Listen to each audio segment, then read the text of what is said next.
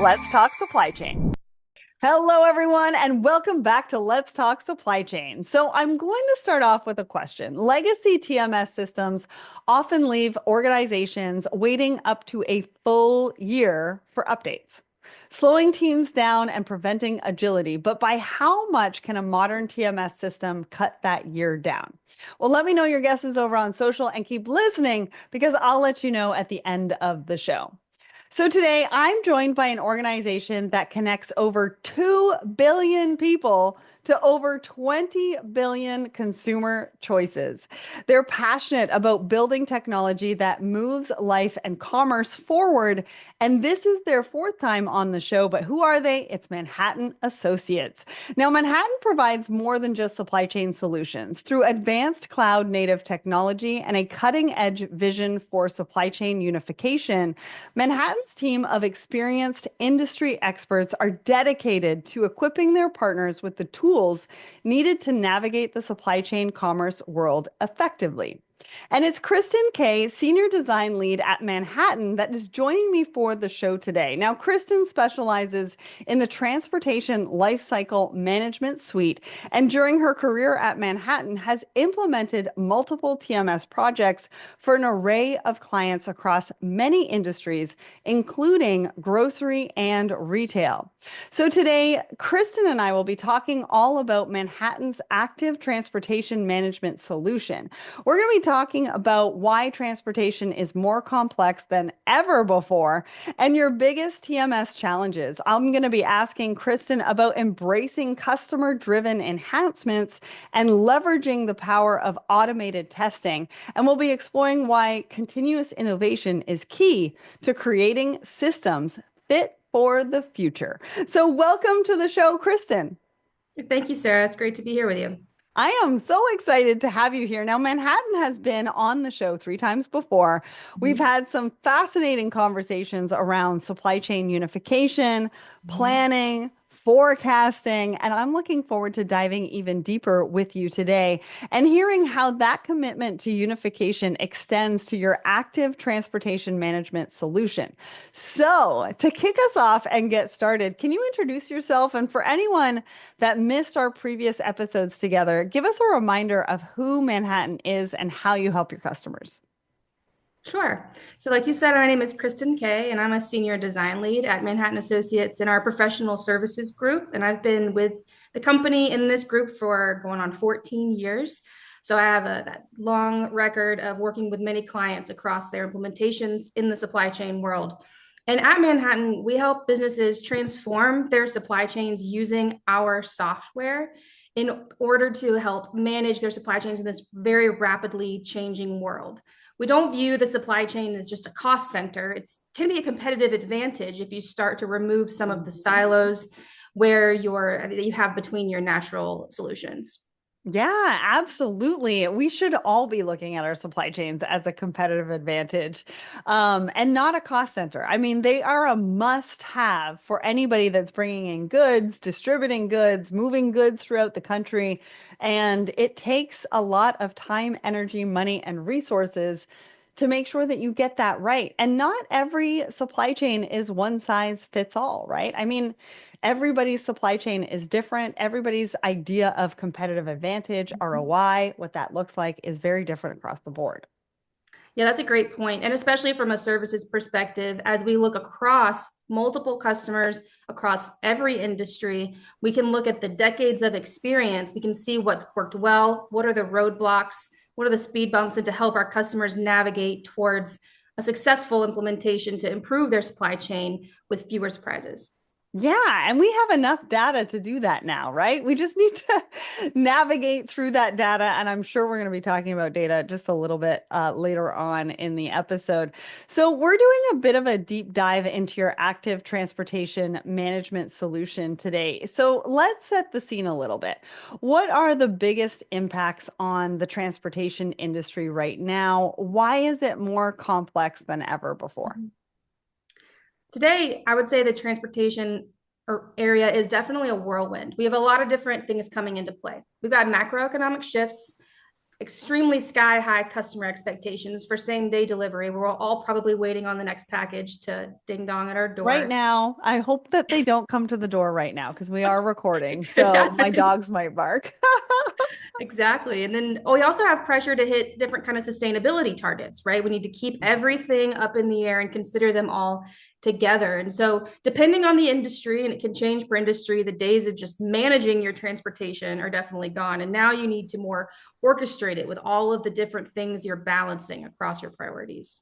Yeah, absolutely. And there's so many, we keep so many balls in the air, Mhm. right? We talk about disruption. We talk about, I mean, there's a ton of uncertainty and disruption that's kind of happening right now. And there's a lot of balls in the air and things that we have to rethink from sourcing to transportation. I mean, if you go to source something from a different location, your whole transportation roadmap kind of changes, right? I was talking on my live show just a few weeks ago about how one of the restaurant chains is looking at bringing in avocados Mhm. from a variety of different South American countries versus Mexico. Mhm. And if we think about transportation as an example, Mexico is trucking. Mhm. South America is air freight or ocean freight. And when you're doing that, you also have to look at refrigerated options as well, because you've got to keep it good to be able to get to Canada, the US, North America for consumption.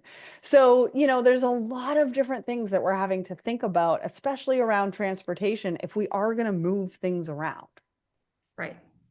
Yeah, on the ground, when you're actually making those decisions, you start with those various modeling activities. But then what if the decision's been made, right? People are making decisions at a very rapid pace, and now you need to respond, understanding what does this mean? What will the impact be? But also, how do I actually do it? How do I maintain my systems? How do I make the changes in a very agile way where you're not having to just go back to Excel and pen and paper and email, where you can actually utilize your tools to respond? Yeah, it's a very dynamic, and I want to use your word, active environment. I think it's probably one of the reasons why you've called it active, because it is so dynamic and it has to be the like sort of the active movement of Mhm. goods. So businesses like they've been turning to transportation management systems or TMSs for a number of years because they're looking to tackle some of that increasing complexity, really, that we're talking about right now. But they Mhm. often come with their own set of problems, right? So, what are the biggest TMS challenges that you're seeing with your customers? Like, is it Mhm. legacy systems, lack of features, lack of agility? Like, what is it that you're seeing? Mhm. We usually find whatever challenge comes up in that transportation world, sometimes that challenge isn't the biggest problem. The problem is how inflexible either your systems that you're dealing with or the operations that you're dealing with, maybe your customer, your operational constraints. If they're both very inflexible, then you don't have a lot of options. So, in a world where you can work on one side with your operations and your business and make decisions on what your constraints are, what you can change, what can we do to react, on the other side, if you have a very inflexible TMS that can't make changes, then you're handcuffed with both hands, right? So, what we want to do is be able to say, at least on the system side, we'll work with you to be able to move and move quickly, right? It's all about speed. The question is, how quickly can we pivot, right? So, if you can know that you have flexibility on both sides, both the system side, and then you work with your operations team, what changes can we make there? That's where they can really come together.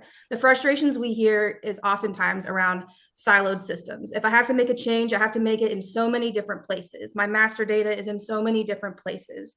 The visibility may be in one system, but I can't see across all of my systems. So the burden of maintaining integration between all of these various systems takes a lot of time. And we find that teams are spending more time managing their systems and managing their TMS than managing freight. And that can be a red flag whenever you have volatility.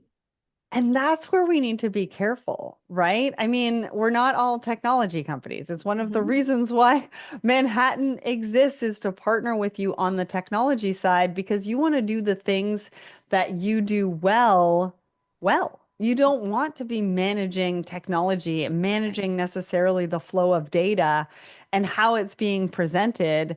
You want to be able to utilize that data and do the things that you do well. And really, at the end of the day, it's not just black and white, right? There's gray zones, there's gray areas. You want to be able to navigate through those gray areas with the right information so that you can figure out what's right for you. It's not necessarily, like we said earlier, a one size fits all or maybe one answer Mhm. fits all, right? You want to have the information so that you can navigate through and kind of make the decision that's right for you based on your risk tolerance and where you want to spend your risk dollars.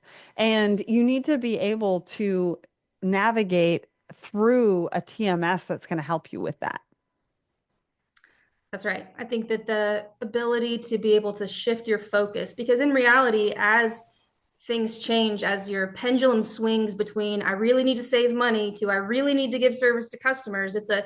it's a pendulum and it swings, and there is an answer between speed and cost every time. And we need to be able to react to that and not just be like, well, we configured it one time 3 years ago this way, so that's how we have to remain unless we completely rip this thing out and start over.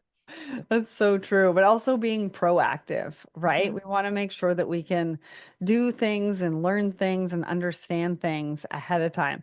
So let's talk about how you're helping to solve some of those challenges. I think it starts with actually getting the TMS up and running. I mean, we talk Mhm. about onboarding all the time. So what does connectivity and integration speed and maybe ease look like with Manhattan's active TMS? Like, what's the impact on key focus areas like you mentioned visibility? The Mhm. word I like is collaboration. Mhm. Another word we've used so far is flexibility as well. Mhm. Yeah, we find that the connectivity between, because it's, as one of my friend Rob at Manhattan likes to say, is transportation is a team sport, right? It's not just one star player. And I so love that. being able to have that connectivity is really that heartbeat of agility. How can I go fast? What do I want to do first?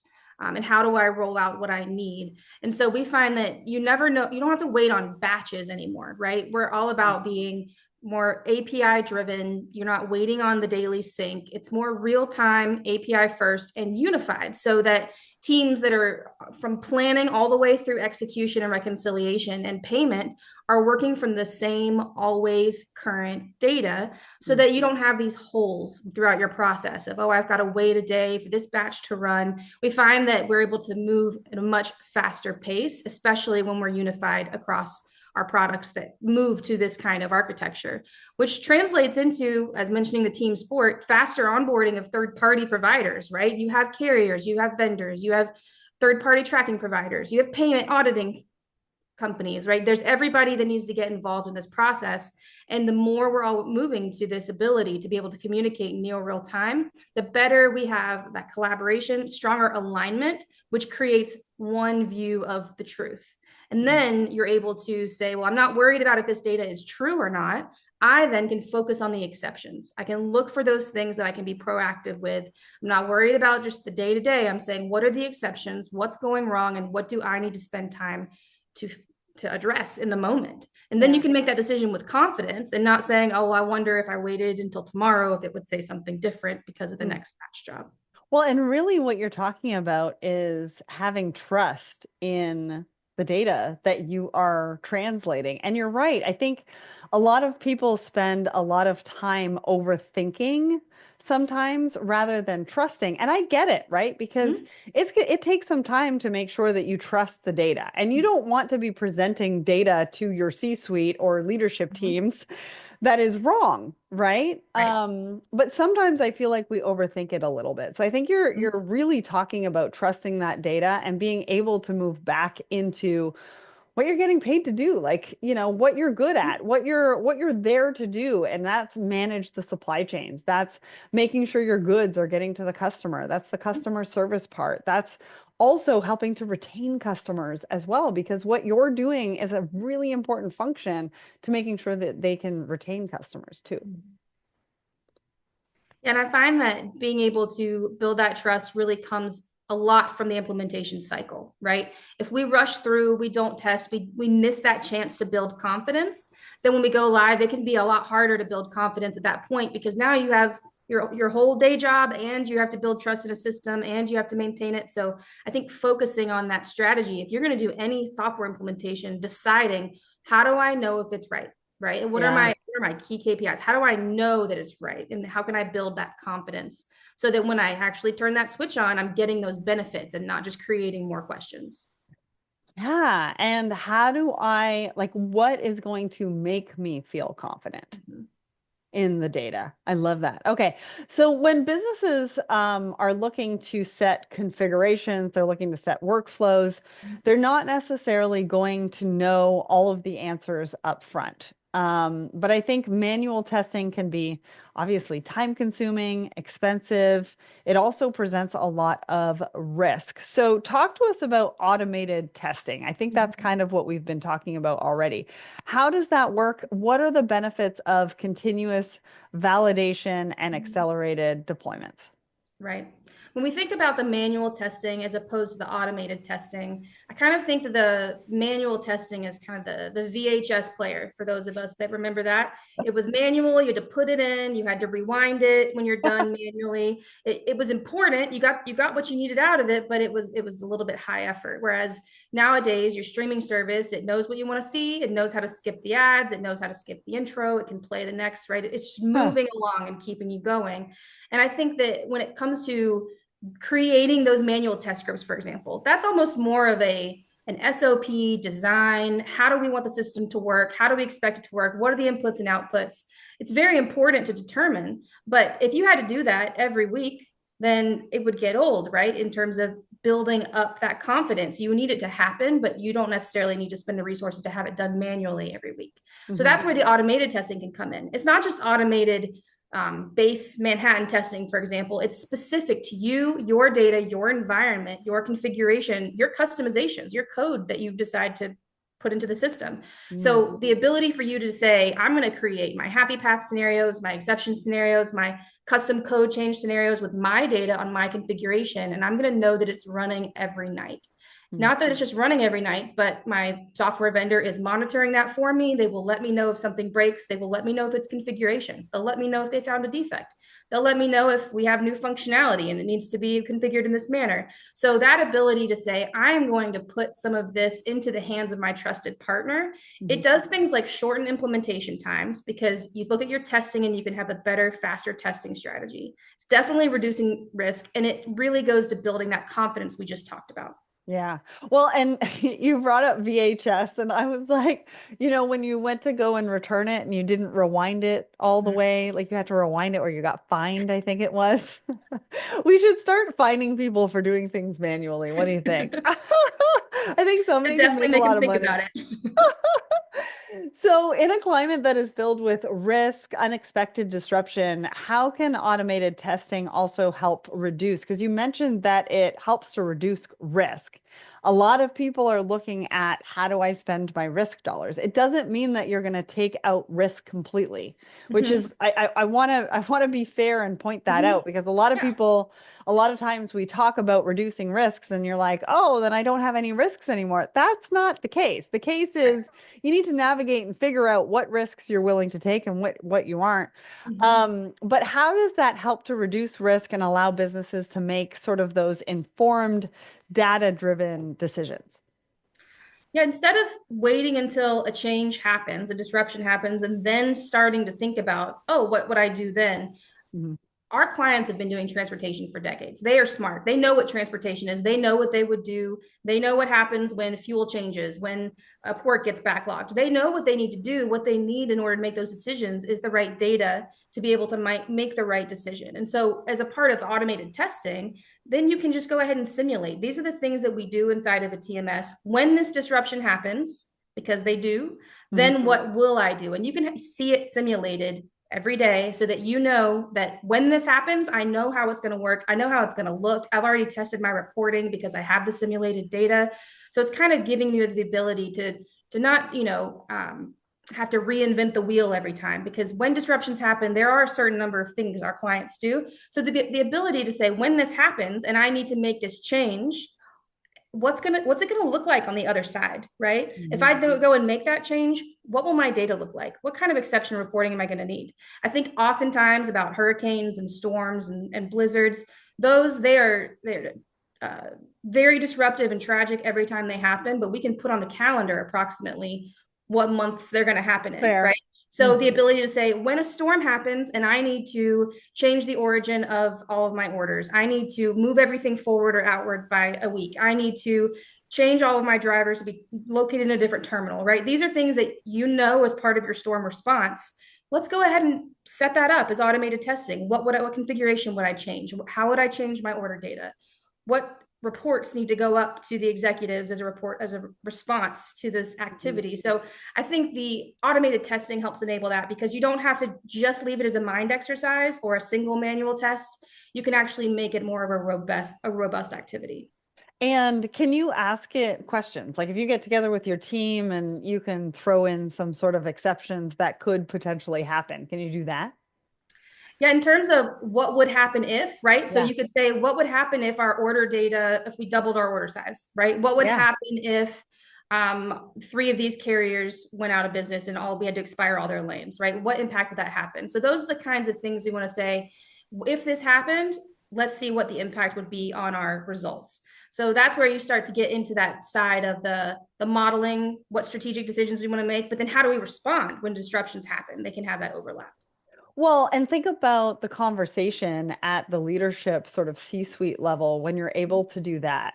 You can walk into the room confidently Mhm. and you can answer all of their questions without saying, oh, hold on, I got to go run Mhm. that. Because really, at the end of the day, if you're able to ask those questions and do that type of simulation and sort of answer those in the moment, Mhm. it means that not only you and your team, but really the leadership team and the company in general can go and make easier, faster decisions, proactive decisions for the company and for the customer just to make everything better. That's right. So, I interviewed a couple of brands in a recent episode about their strategic partnership. And one of the topics that really came through was the importance of two-way conversation. That when you master the push pull, that's kind Mhm. of where that magic happens. And you're embracing that with your solution and customers as well, from what I understand. Why do you think communication transparency is sort of the key to that? And how do customer driven enhancements sort of make your active transportation management unique? Because I feel what's really important, especially in a dynamic active environment, is really that feedback loop, right? Right. There has to be that push pull. So talk to us about that. You're absolutely right. I think that true innovation, because we're a software company, right? Specializing in these supply chain areas. Mhm. But in order to innovate in that area, it can't happen in isolation, right? It happens through Mhm. partnership. It happens through close partnership and transparency with our partners, our customers. And so we're constantly collaborating with our customers. You have to listen to their ideas. You have to take time to listen to it, right? So I do that in my job as a design lead constantly. But even if you're already live, how do you stay involved? If you're just in the sales cycle, how do you stay involved? Through the product council. And so we need to be able to incorporate shared priorities into our roadmap in partnership also with our product management team. And so we actually have quarterly releases. So every 90 days, we're getting new functionality, we're getting innovation, we're getting the usability enhancements, we're getting things like that. So it's not like a one-way product update where we're just like, here's what you get every 90 days. We want to present those to our customers, but then we also want to say, and what else do you need to make your day-to-day better, right? I think Mhm. a big part of what drives me to be happy in my job, especially when I look around my teammates, the people that report to me, my clients, is if I can do something just to make their day suck a little less, if it can just be a little bit better the next day, then that's moving the ball forward, right? So we can take leaps and bounds along with baby steps when it comes to software improvement.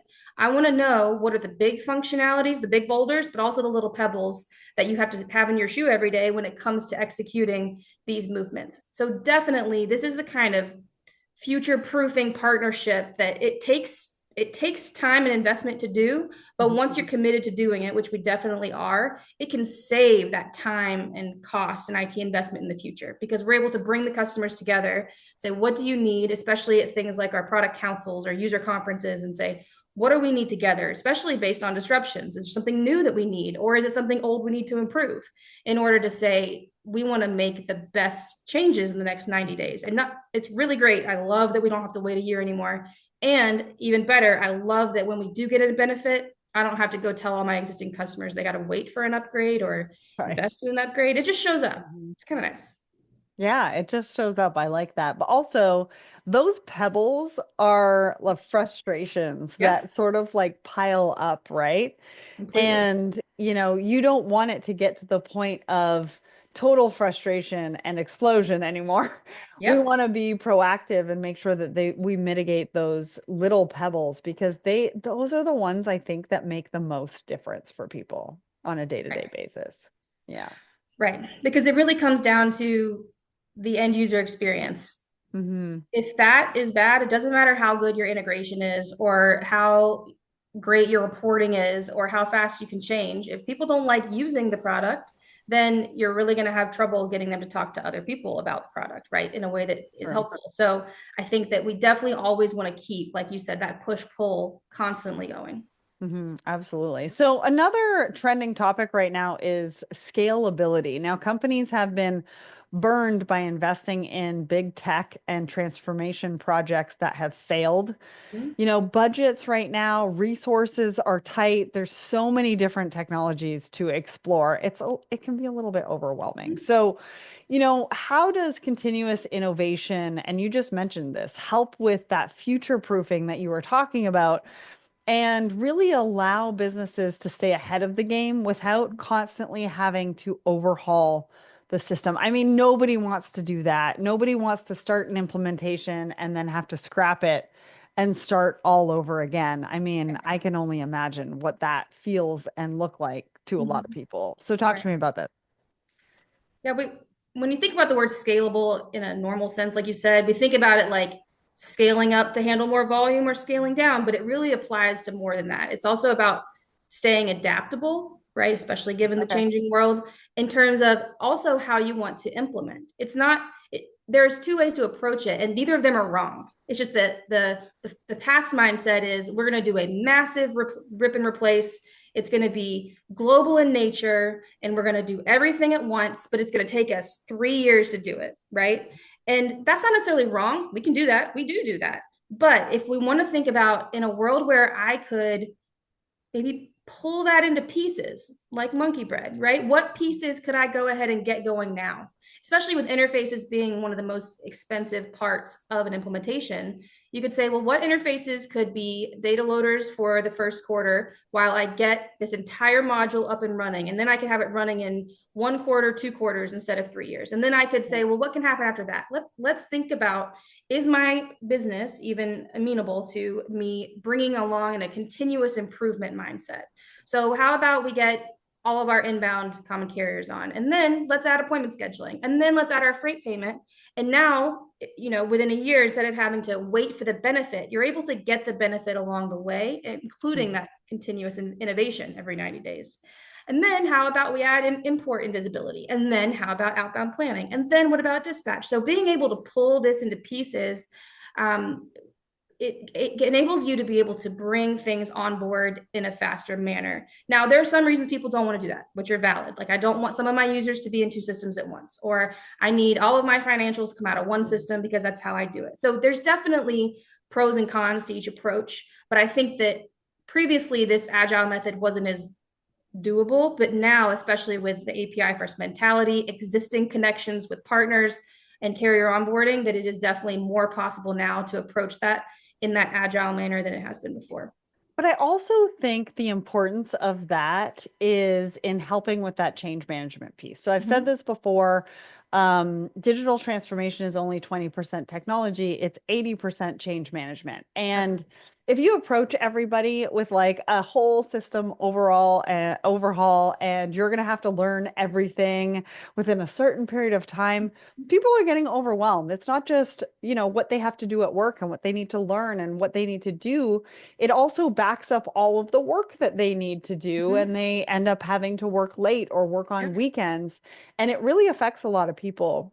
Mm-hmm. And so I think what you're talking about is when we're implementing piece by piece, it gives the opportunity for the professionals, the leaders, the team to take a breath, Mm-hmm. right? To sort of breathe and be like, okay, I've got this because I can learn and understand this one fully so that I know that I'm maximizing the capability of this one piece Mm-hmm. before I move on to the next one. And because people have different learning curves, right? They take a little bit of time to learn different things, and some take longer, some take shorter. And we have to be able to accommodate that to really create a healthy work environment that Mhm. motivates everybody and makes them want to be part of the change. Right.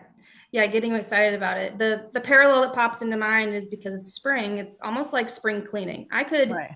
I could take a week off and declutter every single room in my house and deep clean it all in one week, but that just feels overwhelming to me, right? Right. Instead, people say, well, how about take 10 minutes a day? How about pick one room and do one a week? And then you're kind of doing that in an incremental fashion, which is more Mhm. palatable and it looks different along the way, but you end up with the same result. Yeah, it's so true. I love that. So, the active TMS or transportation management operates as part of the unified Manhattan Active platform, which we've talked about on the show before. So, what does that synchronization of operations plus the end-to-end unification mean for teams and businesses? I would assume that this is like continuous flow, flow of data, sharing Mhm. data across the organization. I mean, there's got to be a ton of benefits to this. This is a huge mindset change. And even after somebody buys it and I come in to start doing design, I have to continuously remind we are now one system with your Right. warehousing system. You no longer have to integrate between your transportation and warehousing system. You don't have to send your store data to two different systems, your vendor data to two different systems. Appointments, when you create them, like the vendor logs in, this is a TMS function and creates an appointment, it just exists in warehouse management. You don't have to do extra work in order to send it over there. Or if they update it, do I send it over immediately? Right. There's all kinds of benefits that come along with this. And what it creates is the ability to have faster decisions because you don't have to wait to say, well, is it this process happened in a different system or not? It has Right. fewer handoffs. We have a lot less requirement to hand off data back and forth between if it's not just warehouse and WM, it's also think about the yard. Think about labor Mhm. management, right? Those are really all synced together. And now we have them, they're not separate buckets in the same data stack. They are actually the same product, which is Mm. a big mindset shift for what was it, a big one for me. And definitely every project we do is we're coming together. Now there are implications to that. Your implementation teams have to come together. Your Mhm. warehouse business team and your transportation business team and all your IT teams, we need to come together and make decisions that benefit each other and not step on each other's toes. So that can be a big mindset change, but we find that the benefits, it will not only just reduce the need for some costly interfaces, which again drives a lot of cost, but also it creates benefits, right? We're creating visibility on the inbound side. For example, we're saying that appointment that got created, it just exists. I don't have to integrate it. But also, now I'm getting tracking messages for that shipment. And the warehouse can actually see the ETA in real time and make a decision on if they need to move that appointment out, change their labor plan because of the live ETA coming from that carrier. We don't have to send that data or look at a BI shared data warehouse in order to pull that information together. It just exists in the same dashboards inside of the system. So I think that is the beauty of the unification is being able to say, hey, we're not just on the same tech stack. It's the same solution and we're using the same objects. So yeah, big mindset shift, but we're seeing the benefits already. Yeah, well, and you're not just talking about breaking down the silos, you're actually showing how it can happen and the benefits from it because of that. But also, I think what they're gonna find and what one of the big benefits is around managing the data. So Mm-hmm. you don't have data sets in different places that you have to manage through and figure out good data versus bad data. It's all coming into the one place so that you can manage it a lot easier. Whoever that is on your team, it might Mm-hmm. not be your supply chain teams, but they're able to manage that a lot better because it's coming into one location. All Absolutely. right, so this is one of my favorite parts of the conversation. Do you have a case study that you can share, maybe to bring this whole conversation to life for us? Like, what was a customer's challenge? How did they utilize your active transportation management to tackle it? Mm-hmm. What was the benefit that they saw from it? Yeah, so linking right back to the question we were just talking about from unification, one of our grocery clients, which we have a lot of grocery clients, it's very complex from a supply chain point of view. Yep. They're actually already live with Manhattan Active Warehouse Management, right? So they've rolled out, they got a site or two left, and they're currently in the process of implementing our active transportation management. So we're actually seeing the mindset shift in real time, right? So Awesome. one of the key benefits that they're beginning to unlock as they go through and start to do this outbound planning and testing is the ability to actually, since we're in the same system as the warehousing system where they make their item level pallet cubing decisions, let's go ahead and use that logic in order to create our outbound orders. We'll actually know this order going to this store, is it 2 pallets or is it 3? Is it 4 pallets or is it 5? And we can use the real cubing logic in order to determine what that is. And that can make a huge difference in this industry and for this customer, because a key challenge they have is they don't want to ship air, but they also, if they create a movement where they think it'll fit based on their estimated sizes, but actually a pallet or 2 can't fit, now you've created a major disruption, which happens every day in the warehouse, which is I need to find another place to deliver these pallets to the store. So you're impacting your warehouse. They have to do a bunch of touches. You're impacting your transportation. How do they know where to put it? Right? What's the right spot to put that extra pallets? It's going to impact the miles. You have to create another shipment, maybe. It's going to impact your driver pay. There's so much that comes out of having a plan that can't be executed. So what we're trying to do is pull the accurate size information up into shipment planning. Therefore, we're able to create a more dynamic plan. This is a client that's going from static routing with a lot of manual touches over to dynamic planning, because now they're going to have more confidence in their order sizes by product type. And so because they're going to have more confidence in their order sizes, they're actually moving their whole strategy from static to dynamic. And so therefore, you're making major changes in the ability that you have to save money and optimize and meet all of your store requirements, but it's only being enabled by this unified flow, being able to use the warehousing logic in your order creation. And that's where like a lot of people stop the conversation, but it keeps going, right? So let's say you create the shipment plan, they use it in their execution. Now they've closed the load. They might have had to make some changes. Now, a lot of times in the warehouse has to make some changes. That might not get back into your TMS, but your TMS is where your financials are, your driver pay, your cost per mile, your invoicing is. So now when you're in a unified system, if they make a decision in the warehouse, they're moving a few things around on purpose. Those don't have to be integrated back. They're making changes to the same objects that you created for them. So that shipment is still the same shipment. If they make changes, we're automatically re-rating or updating the shipment plan. Then you can move into dispatch. This automatically flows all the way through to having a faster, more accurate view of what you're dispatching, because that ties all the way to driver pay. And at the end of the day, that's what really matters. These drivers that are delivering this product to the store in an accurate manner. And so when I think about that whole flow, it really is only enabled by us being inside of the same system and using the same objects. Well, and I also think, especially in grocery, a lot of things expire. Right? Depending on if it's produce or whatever. And if you're leaving 2 pallets back, that could be the difference of feeding somebody and not feeding somebody because it's gone to waste. And we want to keep things out of waste. We want to be able to provide, food for people. And so that's a really, really big deal when you think about produce and grocery and all of that as well. We don't want that waste. All right. So last question. We're already in Q2 of 2025. I know that's hard to believe.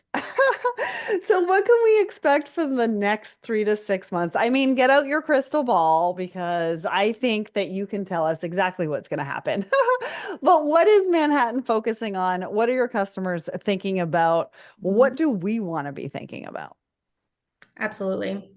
Well, there's 2 sides of it, right? You have the service side and the product side. So from the services side, I'm really excited over the next 3 to 6 months. We have a ton of go lives that we have lined up, and I'm really looking forward to it. Kind of brings me a lot of joy to see this actually being used in person. And so that's one thing I'm really looking forward to, that they're being able to unlock those capabilities we were talking about over the next 3 to 6 months. But also, as we continue to, from a product perspective, look at what's coming, the themes of unification continue, right? Cross-docking. When we look at our labor and yard, how are we unifying that for the carrier experience and the yard experience?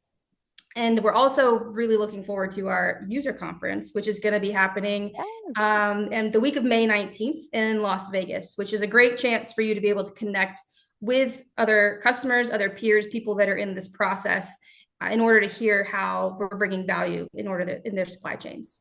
Yes, and I can fully relate on that because I was part of Momentum last year and it was fabulous. There was a lot of people there, a lot of buzz, people really talking about and getting together about the system and how Mhm. it's working for them and how they're using it and so much more. So, highly recommend to go to that one. So, while every organization begins with a primary strategy, the rapid pace and scale of change often necessitates contingency plans, right? Sometimes extending well beyond your plan A. This accelerated evolution has placed pressure on technology, but particularly in supply chain management and transportation management systems. So, with Manhattan's active transportation management, you can finally keep the pace. With its agile implementation, scalable configurations, and iterative deployment, you can empower teams to unlock immediate benefits while preparing for the intelligent, data driven systems of tomorrow. So, did you have a guess at today's big question? Well, at the top of the show, I asked you. Legacy TMS systems often leave organizations waiting up to a full year for updates, slowing teams down and preventing the agility that we've talked about today. But by how much can a modern TMS system cut that year down? If you were listening, you might have heard it already. But a modern TMS can deliver new capabilities every 90 days. That's a huge 9 months removed from the update cycle, meaning users benefit from cutting edge features sooner, adapting to evolving challenges even faster. So, if you'd like to find out more, you can go and check out Manhattan at MANH.com. Really easy, four-letter domain, MANH.com. A massive thanks to the team at Manhattan for making this episode happen. And to Kristin, so many amazing insights. Thank you so much for sharing them on the show today. Of course. Thank you so much for having me.